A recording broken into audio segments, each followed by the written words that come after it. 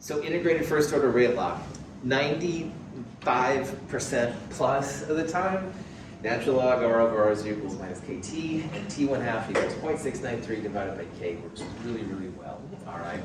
If you do have second order or zero order, this won't work. There's equivalent problems. Honestly, we're not gonna focus too much on them. This process works great for anything that's radioactive, basically anything in biology, and most of chemistry, all right? So most of the time, this is what we'll use. This is just another example. You don't need to worry about it, but we've got something radioactive, so that means first order works great. And in this problem, we want the fraction, which is R over R0 of the stuff that's left. And the only thing that's weird about this problem, we have a half-life in hours and a time in days. And be on the lookout for this part because you have to use the same kind of time unit to make these things work out. So if one day is 24 hours, how many hours would be in 2 days? 48, that's right. So you want to use 48 hours for these kind of things, not the other things, because you need to make sure you use the same kind of time. So here's 0.693 divided by half-life. And notice that I used 48 hours, not 2 days. You want to make sure you have the same amount of time. So the fraction will be, in this case, 0.073, all right? 0 is very rare in kinetics, so just an FYI on that. So that's usually not a good answer for this. And again, we didn't need to know what it was or anything like that. We just needed to know the half-life in order to find K, in order to find the fraction remaining. So if you had 1 mole of this radioactive copper, then you'd have 0.073 moles left. That's what that kind of means. Any questions on that? Yeah. Wait, so you divided it and then times that number by 48? Yeah, so if R0, if we started, Caden, with 1 mole, and we wanted to know how much was left, R, then R divided by 1 equals this, or R equals 1 times this number. So with 1 mole, it's easy, and that's why I picked it, all right? You'd have 0.073 moles of this stuff left after 48 hours, all right? But Caden, you could use any number you wanted. Like if this was, you start with 5 moles, then you just multiply this number by 5, whatever. Good question. Other question? So like I said, most of the time, first order dominates. Half-life is 0.693 divided by K. If you happen to have a second order or a zero order, there is a dependence on the initial concentration of the reactant. So if it was zero order or second order, I couldn't have done in my head anyway what I just told Caden, because I need to have the initial amount in order to find out what that half-life was. Again, we won't do a lot of this, but just FYI, if you do have a second order or zero order reactant, the equation for half-life is a little bit different. Again, first order dominates the world, all right? Because anything radioactive, anything biology, and most of chemistry.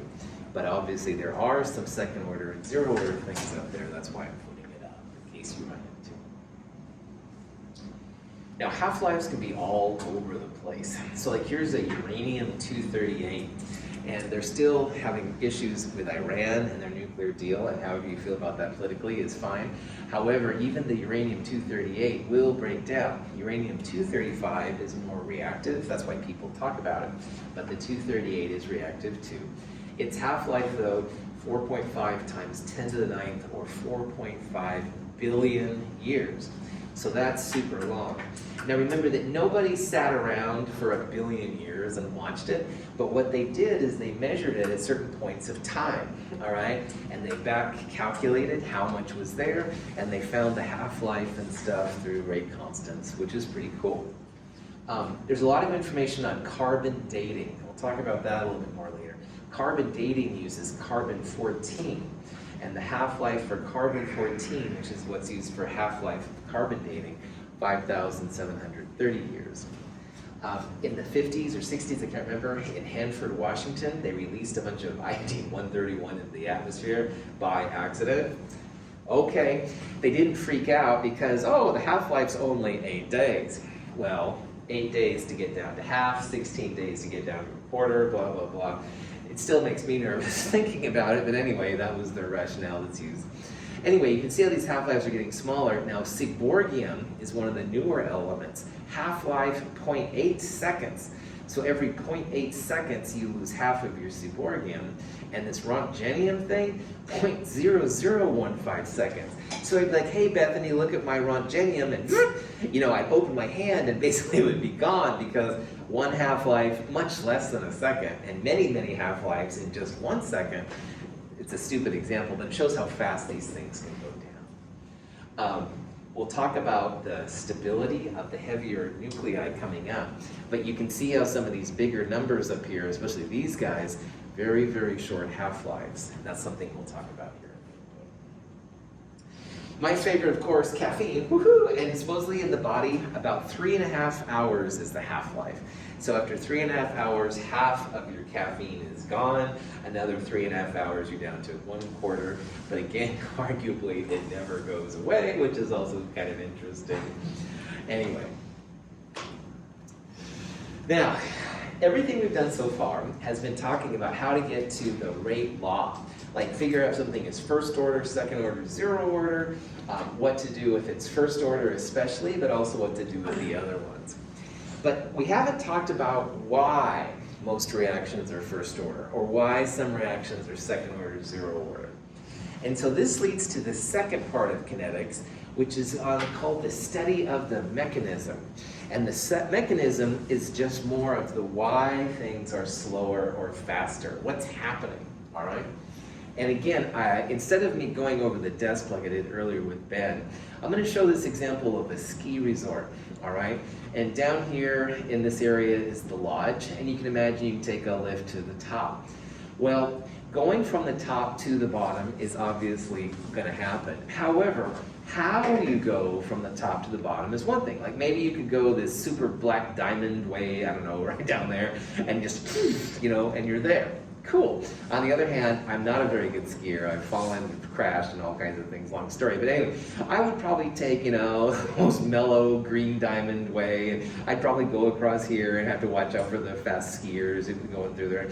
Anyway, I'd go the most mellow way down. Well, it would take me a lot longer to get to the base than other people that did the more black diamond ways would. So there's many different pathways to get from the beginning to the end, from the top to the bottom, all right? And so far in chemistry, we've really just looked at the beginning, like reactants, and the ending products. We haven't really talked about how you get from reactants to products. And that's where the mechanism steps in, because there's usually more than one way to go from where you start to where you end. So for Ben there, the most logical way would be to walk normal, but I was kind of weird and went over the desk instead. That's an alternative mechanism. That's what we're going to be looking at. How do reactants go to products?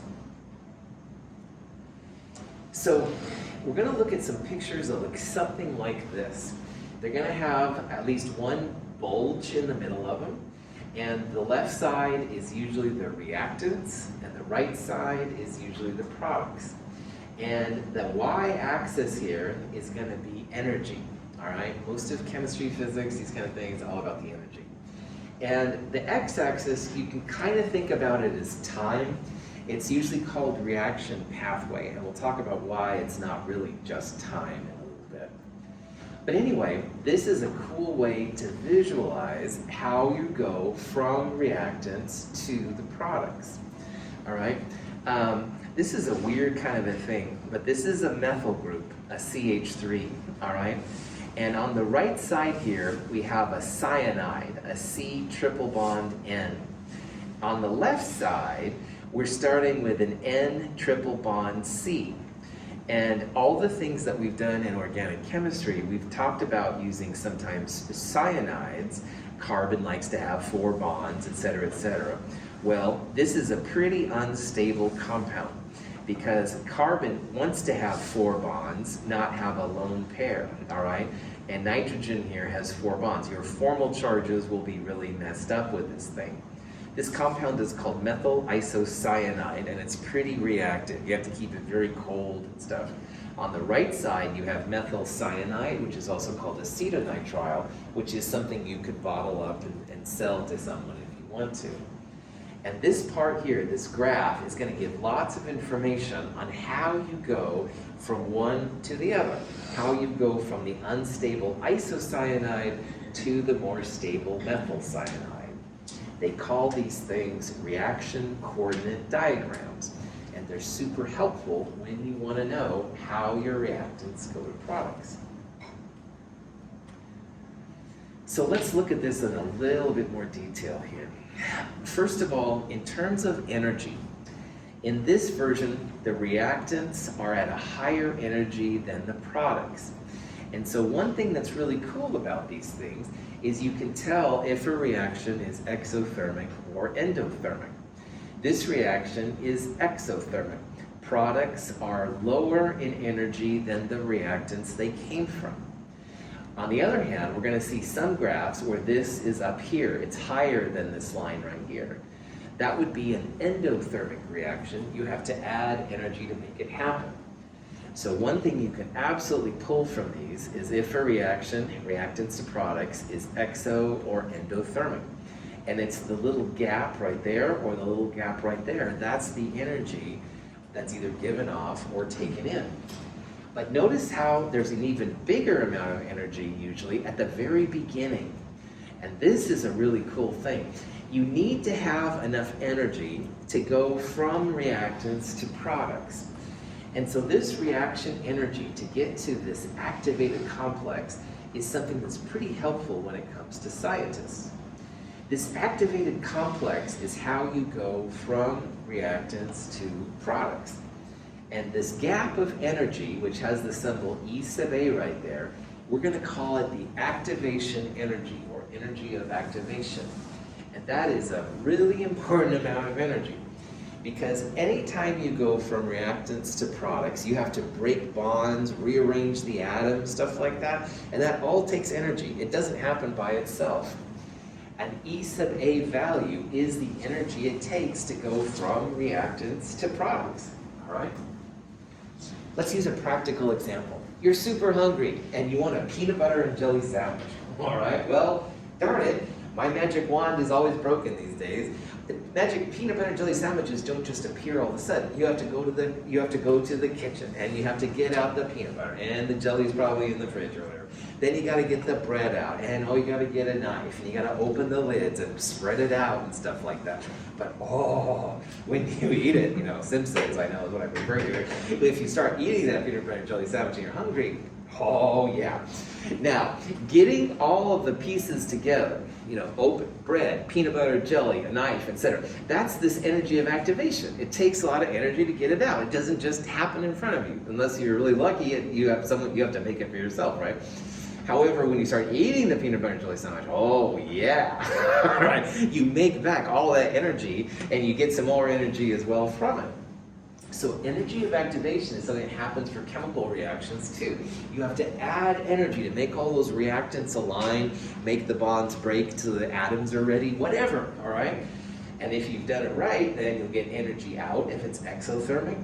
But sometimes you put so much energy in and you don't get that much energy out. That's why it's endothermic.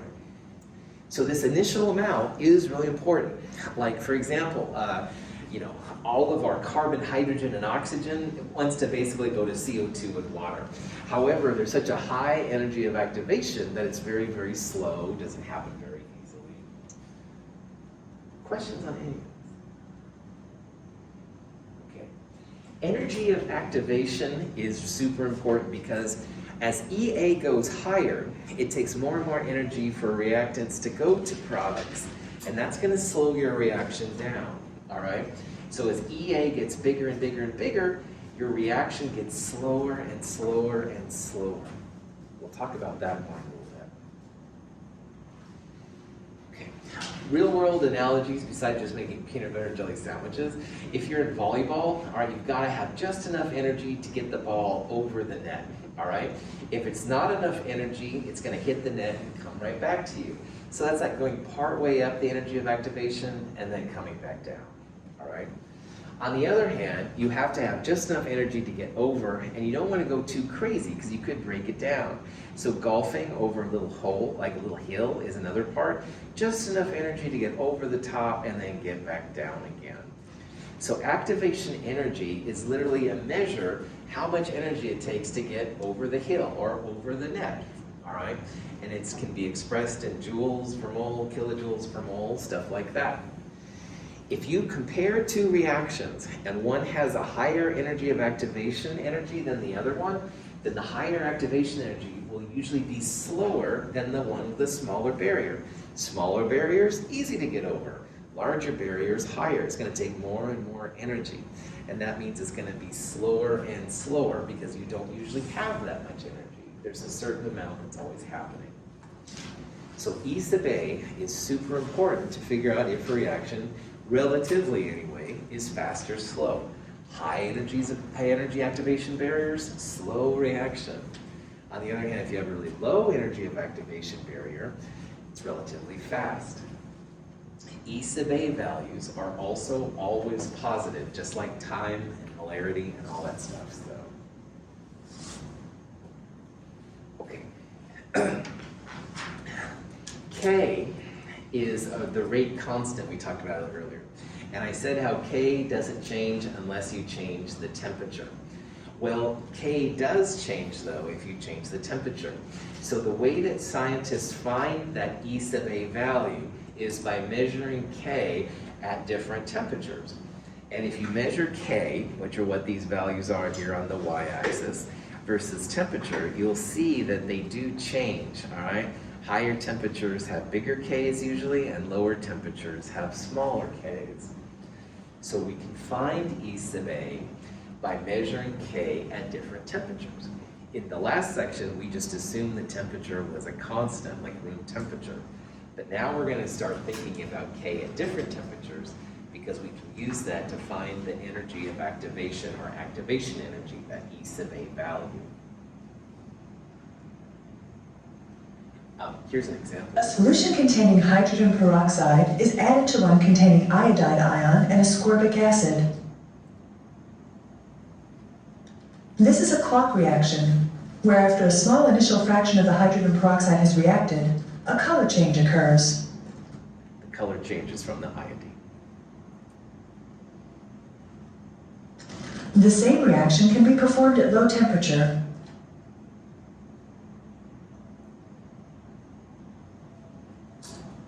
Under these conditions, the color change occurs after a longer period of time. The ice around the beaker made that a colder temperature than this one was right here at room temperature. So assuming the quantities are equal, all that jazz, this is 54 seconds, and this was 1 minute 31 seconds. So longer times because the temperature was colder, all right? Shorter times because the temperature was warmer. And again, that color comes from the I2 that forms. All of these things are colorless, but the I2 has kind of a dark purple-blue color. Okay. Now, another thing to think about when it comes to these things is if you're going to make reactants turn to products, you must have two key ingredients. And the first of all is you have to have enough energy for them to react, and the second one, you have to have the right geometry. So to demonstrate these facts, this is ozone, O3, reacting with nitrogen monoxide. And in order to make the products, you have to have both of these conditions, enough energy and the correct geometry. For two molecules to react, they must collide. If an ozone molecule and a nitrogen monoxide molecule meet without enough energy to overcome their bond energies, a reaction does not occur, and the molecules separate without reacting. When I come to teach, to lecture, stuff like that, I try my hardest to come in with as much energy as I can, so I'll caffeinate and all this kind of jazz, because I'm hoping that my energy pushes off on you guys, right? And you'll start getting excited by these things. There'll be a reaction, all right? If I came in here and it's like, hey, it's Monday, oh, chemistry. You know, boring, right, and stuff. So anyway, my goal is always to try to do it. And reactions are the same way. When they come together, they have to have enough energy to make something happen. If they just kind of look, then they're like, you know, they bounce and nothing is exciting. So they must have enough energy to make this possible. And we've seen already energy and temperature are certainly related. Temperature is going to be a big part. But it's more than that too. You also need the right geometry. If the two molecules collide with sufficient energy to overcome the activation barrier, but with an orientation that does not allow new bonds to form, no reaction takes place. The molecules will separate unreacted. I once literally had a class I took as a student, and the teacher it was before multimedia and stuff.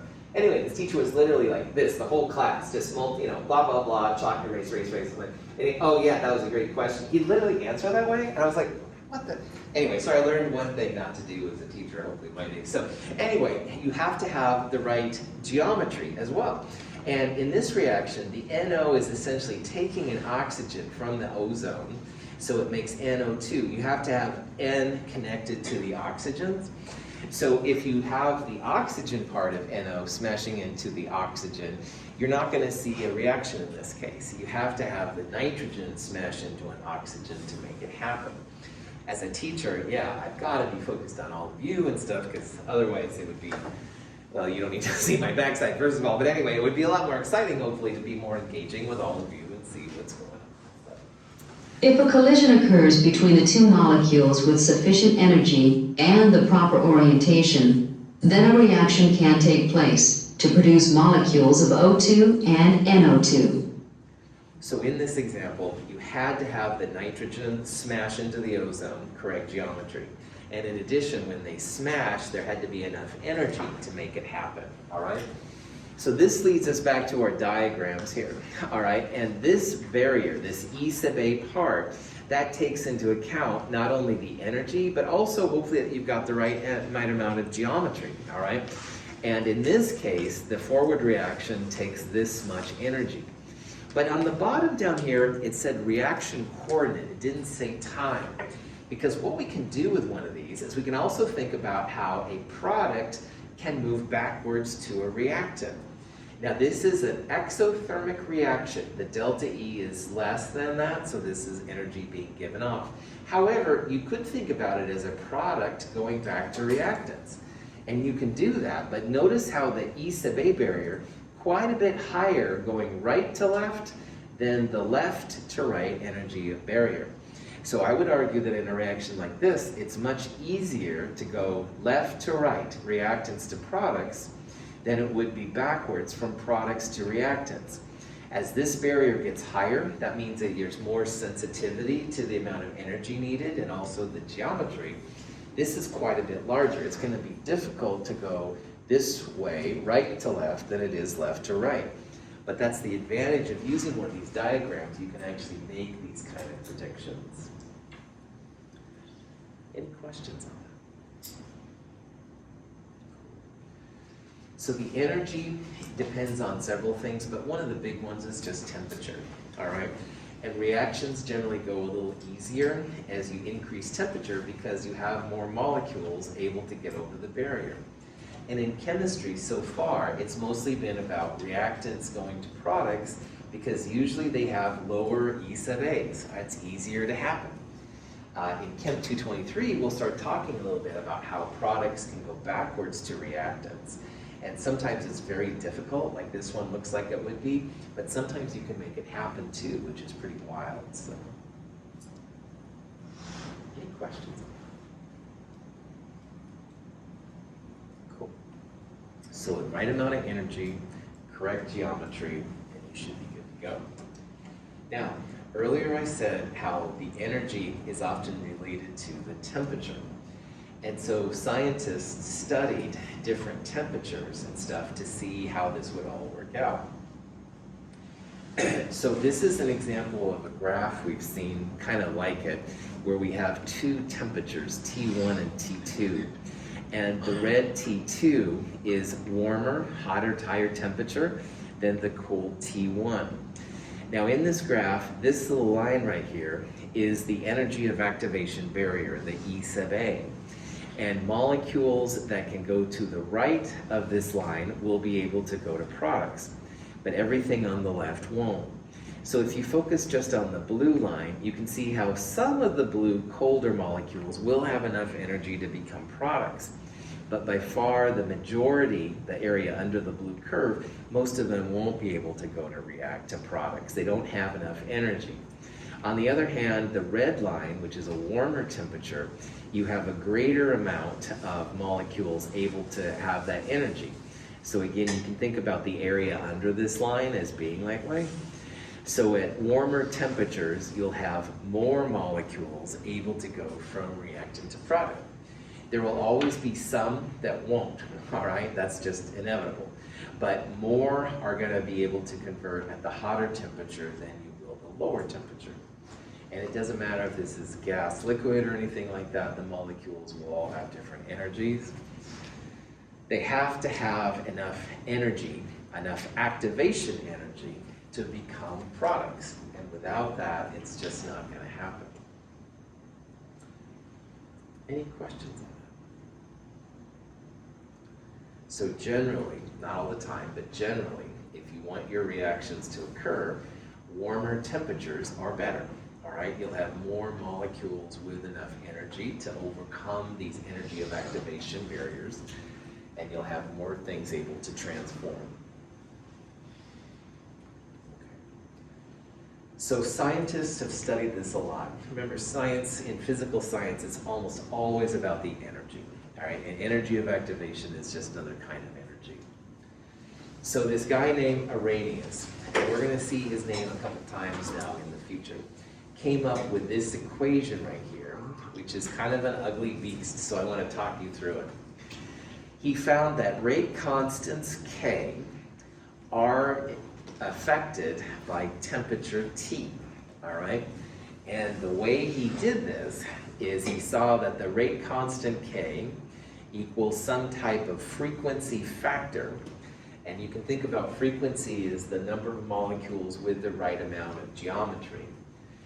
That frequency factor times that Euler's number, the anti-log, E, raised to the power of minus EA over RT. Now, temperature, when you start dealing with energy, is almost always Kelvin. All right, so you've got to use Kelvin temperatures here. That should point to R more than E sub A, sorry about that, but the R value there, that's the energy R. It's the 8.3145 number. And if you use it in kilojoules per mole of Kelvin, U times 10 to the minus 3. If you take away the 10 to the minus 3, then it's just joules per Kelvin per mole. Either way is fine. But the interesting thing here is that you get out that E sub A value, that barrier to overcoming reactants to products. It's a number that can be calculated. And just like finding the rate constant K was important to scientists during the rate law, well, boy, oh boy, this E sub A number, this is the holy grail when it comes to kinetics, because that is the height of that barrier going from reactants to products. And if you want to know if a reaction is faster or slower, you could start comparing your E sub A to other E sub A values and seeing which one is higher.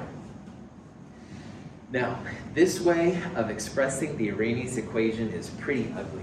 So what people usually do is they take the natural log of all this stuff. And the natural log takes out the E button like we've seen. So if you do this, and I can show you if you want, or you can just take it on leap of faith. Natural log of K equals minus EA over R times 1 over T plus natural log of A. So what scientists do with this version is they plot the natural log of K on the y-axis, and they plot 1 over the Kelvin temperature on the x-axis. And if you do this, your slope equals negative EA over R. R is just a constant, so slope times negative R gives you E sub A. Woohoo! Score for chemists.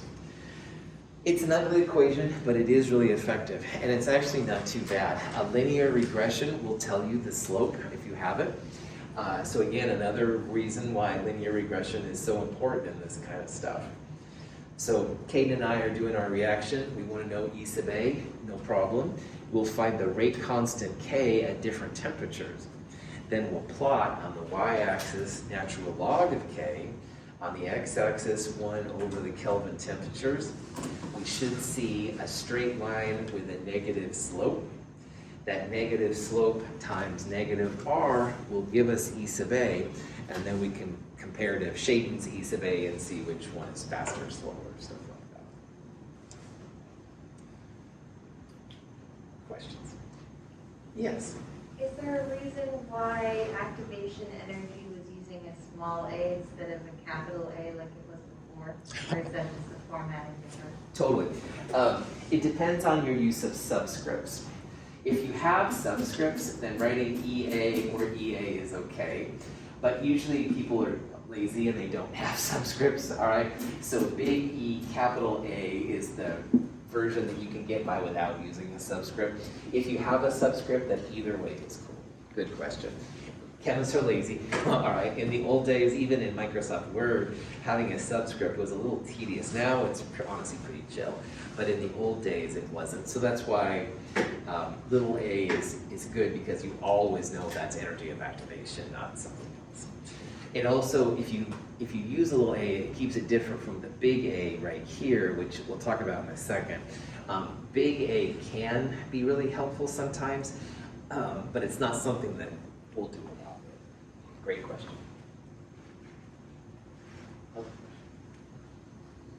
All right, speaking of big A, frequency factor. In other chemistry courses, there's a lot you can do with this, all right? And we're not gonna do anything, but we're not gonna do too much. However, though, if someone asks me really good questions, like I just was asked, it's kind of nice to know what you can get out of it. So, in my opinion, all right, the best use of frequency factors is this equation right here. And there's different versions of this beast out there. But anyway, there's a lot of constants in here. But why people like this is there's something called the entropy of activation. Now, I mentioned entropy in osmosis. And entropy is a really cool topic, but I just can't talk about it yet. We're going to wait until Chem 223. But entropy is just as important as enthalpy for scientists. It really is. And you can get that out. Now, most of these things up here are constants. Like here's the energy R constant again, Kelvin temperature. This thing is called the Boltzmann constant, which is basically the R value here, but per atom. And here's good old Planck's constant, which we saw back in Chem 221.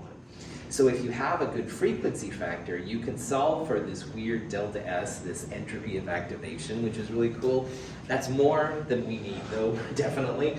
But anyway, in the future, there are things you can do with this thing. And this is also the excellent question, why E sub A is usually a little a and not capital A, but really it's not a big deal. So this slide you can basically just ignore unless you're curious about it. Then it's kind of cool what they're doing with this stuff. So. In the kinetics part 2 lab, the last lab we'll do, we're going to do our reaction at different temperatures. And the goal of that lab will be to find an E sub A. We will calculate the frequency factor, but we're not going to do any of this kind of stuff. But I just wanted to show that this could be what you're doing in the future if you're into this kind of thing. Okay. Now, a mechanism, like we said, is how you go from reactants to products. And the energy of activation tells you how much energy it takes to make that occur. There are different kinds of reaction pathways going from reactants to products. And the ones we've seen so far have been what's called a single step or an elementary step. So I want to show you some of the possibilities you can get to when it comes to mechanisms. When a fluoride ion approaches a methyl chloride molecule, a bond begins to form between the fluoride and the carbon. The molecule's carbon-chlorine bond lengthens and becomes weaker. The energy of the system increases. As the carbon-fluoride bond forms and the carbon-chlorine breaks, a configuration of maximum energy is reached, called the transition state. As the reaction proceeds to completion, the energy of the system decreases. In this reaction, a fluoride is pushing a chloride out from a chloromethane to a fluoromethane. So you can see how chloride is now adjacent. This is a single-step mechanism, which means that fluoride smashes in, chloride's kicked out, one-step process. And so these reaction diagrams will have one hump. So the humps, all right, represent how many steps you have. And all the examples we've seen so far have been single steps. They call those elementary steps. And that just means everything happens at one time. You go from reactants to products. You can quickly figure out, for example, this is exothermic because energy is being given off. And also a new term, because a fluoride and a chloromethane, two pieces came together, they call this a bimolecular reaction. Bimolecular means that two pieces are coming together to make products. Maybe the two pieces that come together make one product. In this case, the two pieces made two products, but it doesn't matter. Bimolecular just means that two pieces came together. So scientists would refer to this reaction as a bimolecular elementary reaction. Now, getting to the transition state is kind of wild, because in the video, it showed that right there at this highest point, your carbon was connected to 5 atoms. Now, in all the organic and Lewis structures and formal charges, blah, blah, blah, I've been babbling about carbon only has 4 bonds, that's it, period, 2, blah, blah, blah. Well, transition state, man, you start to see some kind of Twilight Zone things. And at the transition state, carbon was connected to the 3 hydrogens and a little bit to fluorine and chlorine, carbon with 5 bonds. And that's not going to fly for very long. Transition states, you'll see some wild interactions, wild bonding, things you wouldn't expect. Maybe carbon with only 3 bonds, or carbon in this case with 5 bonds, whatever. You're going to see some weird things. It's not a stable state. It wants to go either right or left, back to the reactants, or in this case to the product. But you will see some really interesting kind of interactions at that transition state. So just realize you'll see some very strange chemistry right there. Reactants and products will all adhere to all the rules we've used so far, but we'll get a little wild when it comes to that transition state. Any questions? So in this reaction, in the mechanism, this is a one-step process, all right? An elementary step means one step. And we can look at the graph to confirm that. One hump means one step, elementary step. We're also going to call this bimolecular because two pieces are coming together to make these things happen. And I'll show examples of when this isn't the case here in a little bit. So unimolecular, bimolecular, and termolecular are the terms you might see. And bimolecular is by far the most common. It just means that 2 different molecules must come together to get to that transition state. Lots and lots and lots of bimoleculars. But once in a while, you'll have a unimolecular step, which is when one molecule breaks down into one or more things, all right? So this is like usually if you have like a big molecule and it's breaking down to smaller pieces. On the other hand, you can have what are called termoleculars. Those are 3 little molecules coming together to make things happen. However, termolecular is much less common than bimolecular. Bimolecular is by far more common. And the reason is let's say I said, hey, Ben, let's go see the Uncharted movie that's out right now in theaters. Woohoo! All right, well, first of all, if it was just me, I could, look at my own calendar and figure it out. But with Ben, we could do this. We could say, okay, Ben, what's your time? And he goes, well, I can go at 4 o'clock, but not 7 o'clock. And I'm like, well, I can't go at 4, but how about 10 o'clock or whatever? We'd figure it out amongst us. But then we're like, oh, Bethany's really an Uncharted fan. Maybe she wants to go. Well, Bethany can't go today, but she can go tomorrow. So Ben and I look at our thing. The more molecules you have, the harder it is to coordinate all the pieces together to make reactants or products. So that's why even though there's several termolecular examples here, they aren't that common because it's difficult to have the right energy, the right orientation, geometry to make these things happen. Much more common to have bimolecular things. Usually unimolecular is only for big unstable molecules, so it doesn't happen that So anyway, these terms just refer to how many pieces you need in that step to make something happen. Bimolecular is much more common than the other ones. Questions on that? I have never heard of like a tetramolecular, 4 pieces coming together, because again, that amount of energy and that kind of orientation, probably not going to happen. Okay. Now, the mechanisms get weird. Now, so far, everything we've looked at has been a single step. They call it an elementary step. But there are bunches of reactions that have more than one step. So sometimes there's a slow thing to get the reaction going, and then there's a fast step afterwards. Now, in the environment, people talk about ozone being used up in our atmosphere, which is really important. Ozone can break down into oxygen pretty easy. And one mechanism that they use to propose is that, first of all, they have an ozone molecule which breaks up by itself. It goes from to oxygen and oxygen. This would be a unimolecular step because only one piece is breaking down. Then in the second step, you have a very reactive oxygen atom. Now, since Chem 221, oxygen has always been a diatomic, have no fear of ice clear brew. So oxygen really prefers to be O2, not oxygen. So if you have that oxygen atom, it will react with another ozone to make 2 oxygens. So in this reaction, this is a 2-step mechanism, step 1 and step 2. Step 1 is unimolecular because you have 1 piece going into 2 pieces. This oxygen is very reactive. So the second step is bimolecular, 2 pieces coming together. That reactive oxygen interacts with another ozone to make 2 oxygens. If this is the mechanism now, this 2-step, and if you have a good mechanism, if you add both steps up, you're going to give the overall net reaction. So if you add these up, there's ozone and ozone, 2 ozones, oxygen and 2 oxygens, 3 oxygens, but the oxygen atoms cancel. This one's a product, this one's a reactant.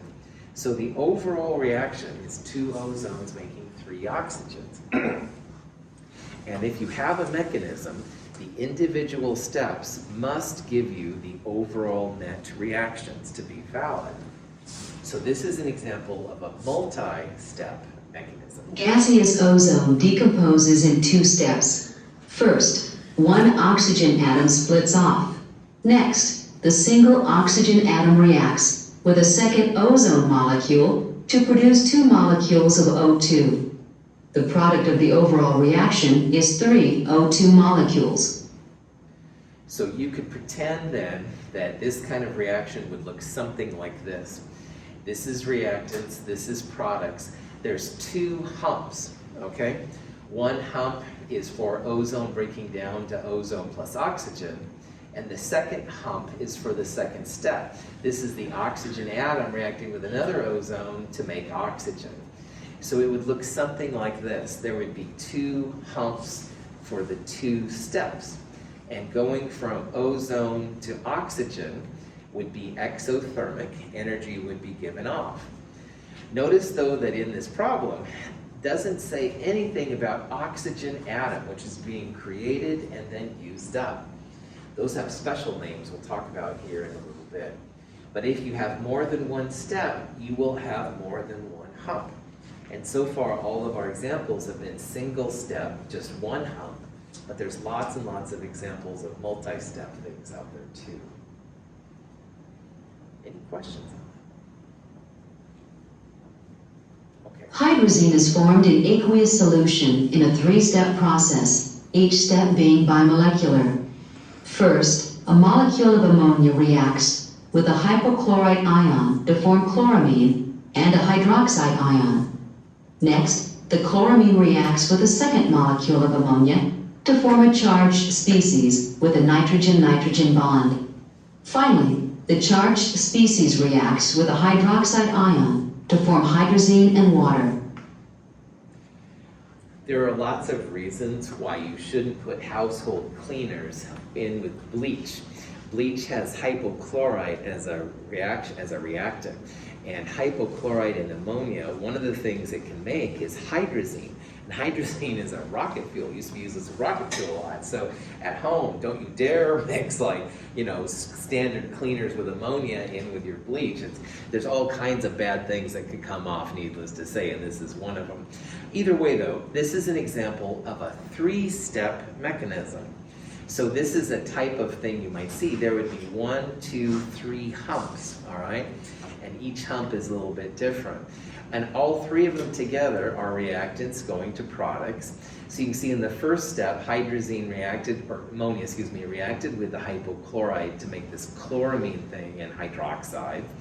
And then the chloramine, which is pretty reactive, reacted with another ammonia to make this protonated thing. And that's super unstable. It breaks down to hydrazine, the rocket fuel, and water. So the overall reaction here is 2 ammonias and hypochlorite, making hydrazine, water, and chloride. But it didn't say anything about the chloramine, all right, because chloramine was created and then used up. It didn't say anything about this protonated N2H5 thing.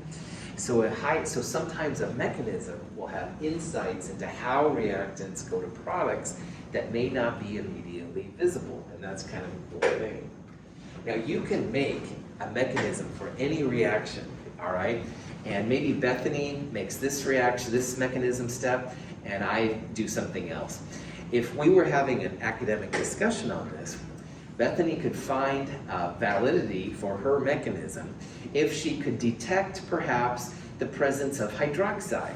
And hydroxide is an active ingredient in base. So maybe there would be some base indicator that would react if this process went through that would say, hey, my mechanism's probably valid. Or maybe she could detect this chloramine thing, which is another thing that's really weird. Those are the ways to verify or at least give proof that your mechanism is better than another person's mechanism. And I've seen people have elaborate arguments sometimes about which mechanism is best. These are ways that you can verify what proof it is. But the important part here, this is a 3-step mechanism, so there's going to be 3 humps, all right? And that's how you can tell. If you have 4 humps, you'd have 4 steps. 2 humps, 2 steps, etc., etc. So another thing that's really important is what's called the rate determining step, the RDS. And in a chain, people always say that the chain is no stronger than the weakest link. Well, a reaction is no faster than the RDS, than the rate determining step. And in a multi-step thing, usually one step is slow relative to the other steps. So if you have a multi-step process, like that hydrazine thing we saw earlier, the slowest step is going to be the rate determining step, all right? Now this is an example making that bluish kind of iodine we saw before. And when people study the rate law, they found that rate equals rate constant K times iodine to the first power times H2O2 for the first power. But notice that to make the iodine, you needed some acid in there. Acid does not show up in your rate law. That means that acid is a 0-order reactant. And that's going to be important to us. Now to get this piece of information, you have to do experiments. You have to vary concentrations, all that kind of jazz. And we can use this thing because 1 iodine and 1 H2O2 are coming together in the rate determining step to make something happen. So we can use the reactants in the rate law to give us a hint what the RDS is all about. And I'm going to show you an example of what that means here in a second. So earlier I said how, like there's a stoichiometry of 2, 1, and 2, but you don't necessarily see those same numbers here. That's because you have more than one step, and sometimes those stoichiometries are a little different. So in this reaction, let's propose this mechanism for how this happens right here. So the first step is a slow step where H2O2 reacts with iodine to make hypoiodic acid and some hydroxide. And then the HOI reacts with iodine to make iodine and hydroxide. And finally, hydroxides react with H+ to make water. This is what a scientist has proposed.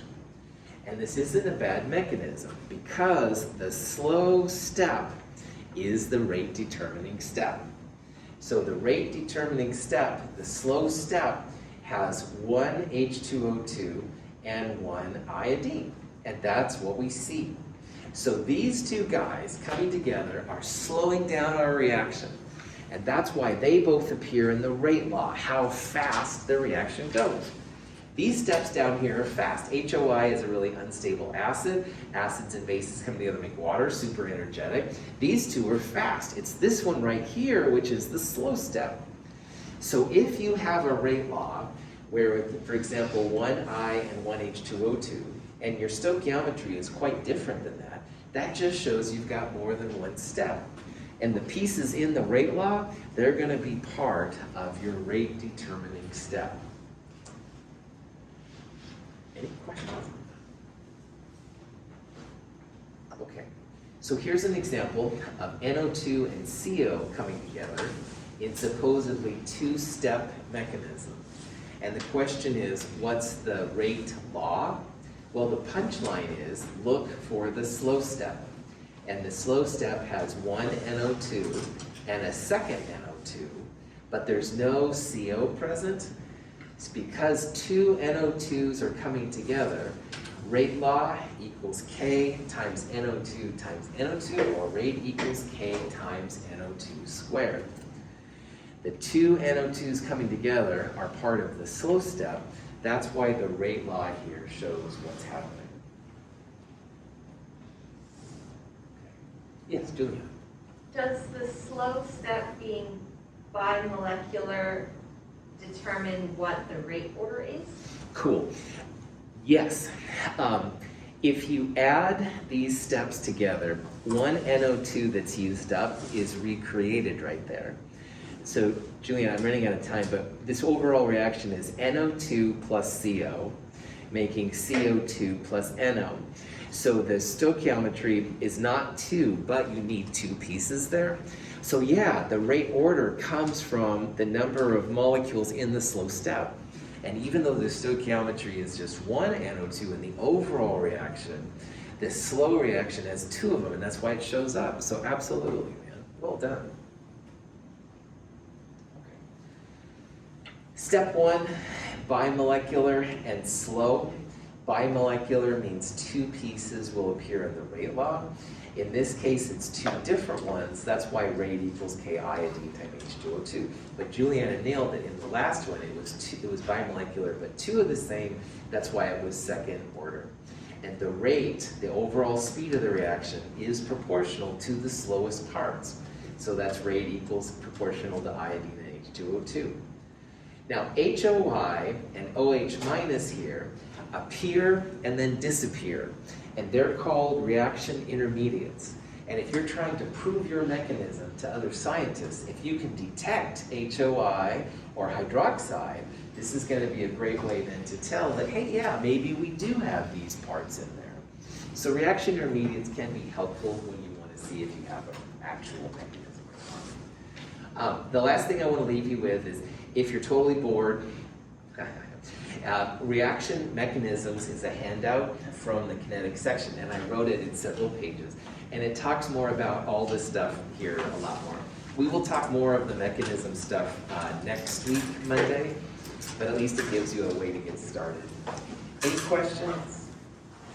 All right, I'll leave this up here for a while. Have a great day. Thanks for being here. I'll see you all on Wednesday.